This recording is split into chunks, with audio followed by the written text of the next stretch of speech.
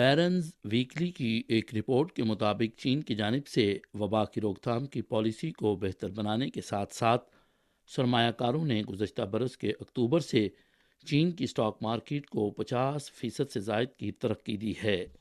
تاہم چین کی stock market کی بحالی کا شاید یہ ابھی آغاز ہے۔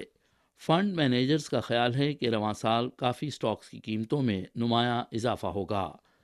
رپورٹ میں اس بات کی نشاندہی کی گئی ہے کہ مارکیٹ کے عمل انگیز کا کردار واضح ہے۔ چین دنیا کی دوسری سب سے بڑی معیشت ہے۔ چین کے پالیسی ساز معیشت کی بحالی اور ترقی کے لیے ہر ممکن کوشش کر رہے ہیں اور اپنی 1 ارب 4 کروڑ کی آبادی کی کھپت میں اضافہ کرنے کی کوشش کر رہے ہیں۔ گزشتہ 3 سال کے دوران چین نے صحت عامہ کے تحفظ کے لیے وبائی پابندیاں عائد کی تھیں۔ حالیہ دنوں چینی حکومت نے وبا کی روک تھام